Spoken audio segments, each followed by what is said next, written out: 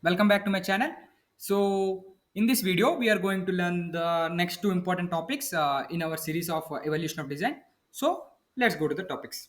Okay, so now let's learn like what's the difference between how a scientist works and how a designer thinks. Okay, so both of them solve the problems, like both use testings, but their methods and their goals are different. So let's understand the scientific methods versus design thinking through examples of our daily life. So, what is the first subtopic here? Science, objective, hypothesis driven, and experimental. So, imagine you are checking if a plant grows faster with sunlight or shade. You form a hypothesis, plants grow faster with sunlight. You test both the conditions, measure the results, and draw a conclusion, right? This is the scientific method. It's objective, controlled, and focused on finding truth through cause and effect.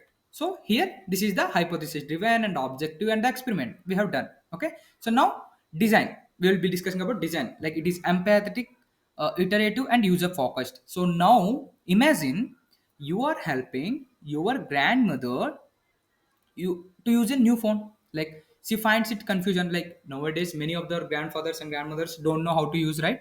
So she finds it confusing, so you try a different layout, maybe increase the text size or add voice commands. She tries it again and gives feedback, so whether she is understanding or not, so you improve it further. So this is called design thinking. Okay, so it's empathetic and based on real user needs and always evolving, it's changing from time to time. And what is the next topic? An uneasy relationship, like different values and goals. Science wants to understand the world, but the design wants to improve the world. Okay, so this is the main difference between science and that design. So a scientist may say, "Let's prove what's the truth," and the designer may says, "Let's make it work better." So both are powerful, but they serve different purposes. Okay, and science aims for certainty and the design embraces possibility. Okay, so whether the scientist checks this is there or not, this we can do or not, but designer says how can we make it better. Okay, so and the next one is real world application. Okay, the engineering versus product design. So take a car for example. The scientist or engineer ensures the brakes work, that's about law of physics, but the designer decides how the dashboards looks, where the buttons to go, and how easy is it to change music while driving. So one focuses on function and accuracy, and other functions on usability and experience. So this is the main difference: engineering versus product design in a real world application. So next thing what we will learning, scientific method, like cause, effect and predictability. What are those? Let's say you are testing a new cooking method, like you change only one variable, the oven temperature, so everything else stays the same.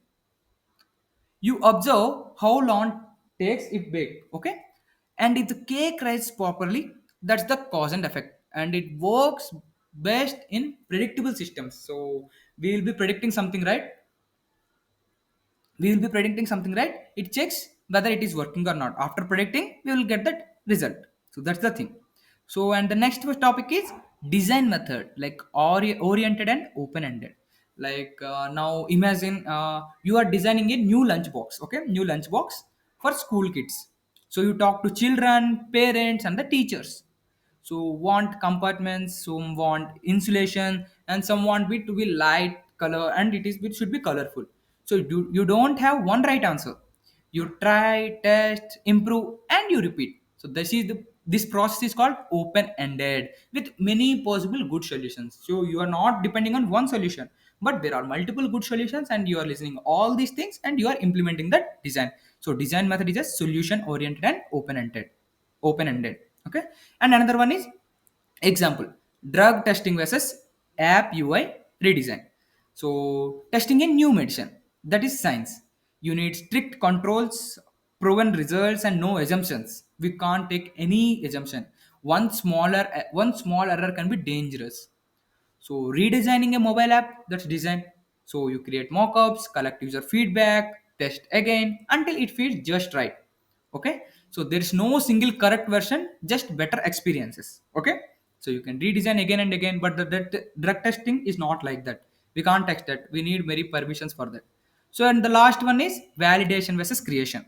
So science is about validating what's true. Okay, so design is about creating something new and useful. So science looks for answers and design looks for solutions. And one work with facts, the other work with people's needs, like the feedback, emotions and behaviors. So I think you understood all these things. So next time you wonder how things are made or discovered, like ask yourself if this proving something or improving something. So the scientific methods help us to understand how the world works, and the design thinking helps us make it better, work better for everyone. And in today's world, we need both, right? Yeah.